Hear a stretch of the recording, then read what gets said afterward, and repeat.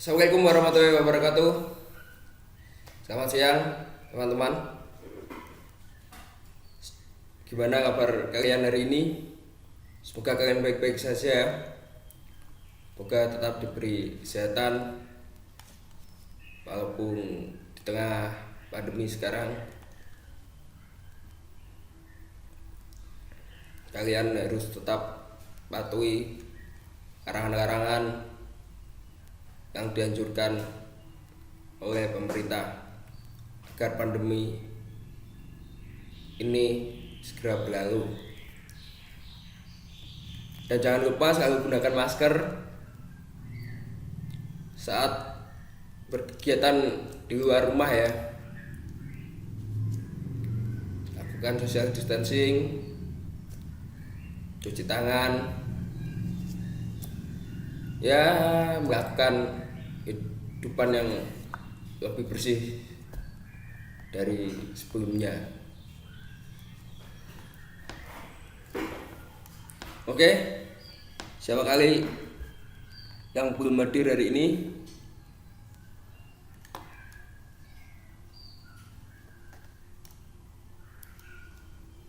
Oke, jika sudah membuat semua, bisa kita mulai sekarang. Untuk pembelajaran hari ini, kita akan membahas ruang lingkup biologi.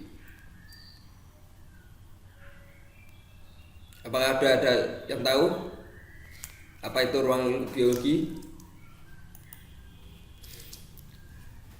Untuk tujuan pembelajaran sehari ini yaitu peserta didik dapat menjelaskan tentang ruang lingkup biologi melalui pembelajaran discovery learning untuk membiasakan sifat ilmiah.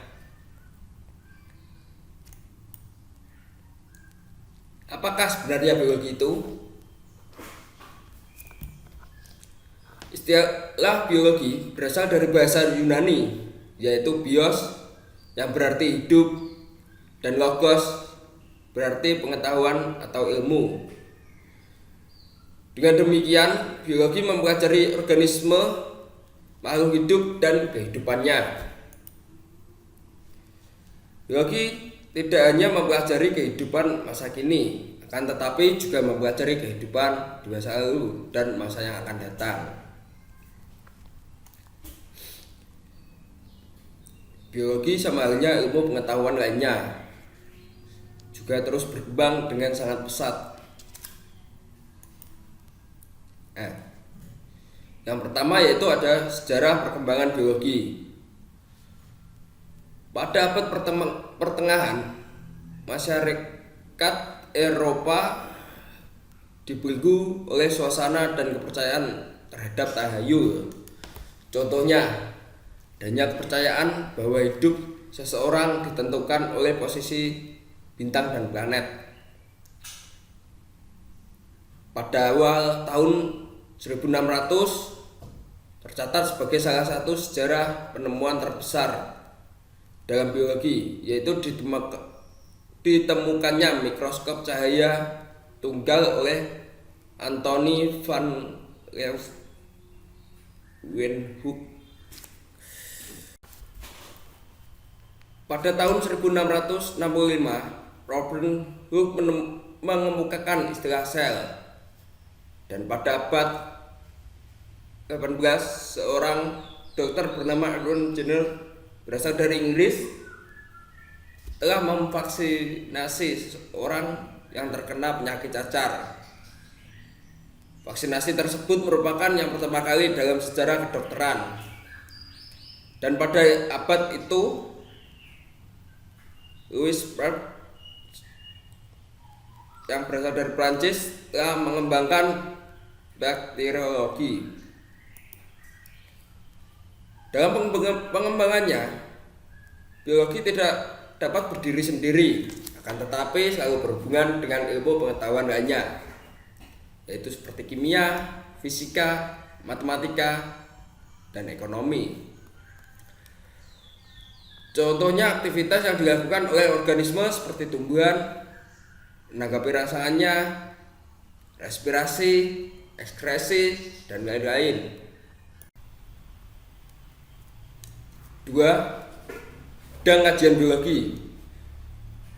Cakupan yang dipelajari dalam biologi sangat luas, sehingga kita tidak dapat mempelajari setiap bidang secara mendalam. Untuk mempermudah mempelajarinya, kajian biologi dipecah menjadi beberapa cabang ilmu seperti pada tabel berikut ini. Nah, cabang biologi dan bidang yang dipelajari: anatomi. Dan yang dipelajari yaitu struktur tubuh bagian dalam suatu organisme. Biologi konservasi, pelestarian, perlindungan, dan pemulihan lingkungan alam, ekosistem alamiah, vegetasi, dan marga satwa. Bioteknologi, rekayasa terhadap organisme sehingga terjadi proses biologis untuk menghasilkan produk dan jasa bagi kepentingan manusia. Embrio, pertumbuhan dan pengembangan embrio. Evolusi, perubahan struktur secara perlahan-lahan. Fakologi, persiapan penggunaan dan pengaruh obat-obatan. Fisiologi, proses dan fungsi organisme. Fitopatologi, penyakit pada tumbuhan, genetika, sifat menurun dan cara pewarisannya. Kasinologi, segala sesuatu tentang rules atau undang-undang. Himnologi, perairan di daratan. Mammalogi, segala sesuatu tentang mamalia. Mikrologi, segala sesuatu tentang jasad renik atau mikroorganisme. Onkologi, struktur bentuk kanker. Onkologi, seluk-beluk kanker. Ornitologi, segala sesuatu tentang burung. Paleontologi, fosil dan fungsi geografis kehidupan purbakala. Parasitologi, segala sesuatu tentang makhluk parasit. Taksonomi, tata nama dan pengelompokan makhluk hidup. Virologi, segala sesuatu tentang virus. Zoologi, segala sesuatu tentang hewan. Dan masih ada beberapa yang lainnya, nanti kalian bisa lihat di buku paket kalian pada halaman 11. Pada halaman 6.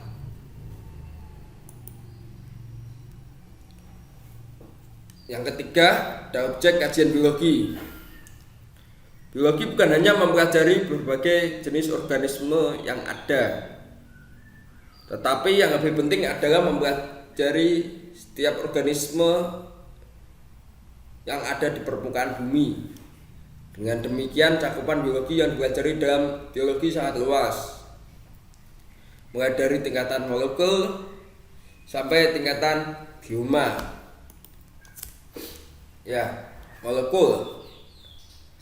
Molekul merupakan partikel-partikel penyusun tubuh organisme dibangun oleh atom-atom. Sel merupakan unit terkecil suatu kehidupan. Jaringan, sekumpulan sel dengan bentuk fungsi yang sama membentuk jaringan. Sistem organ merupakan kumpulan berbagai jaringan yang melakukan fungsi tertentu. Individu atau organisme. Individu merupakan kombinasi dari sistem yang bersama-sama melakukan fungsi kehidupan. Populasi, sekumpulan individu dari suatu spesies yang hidup di lokasi tertentu melakukan populasi.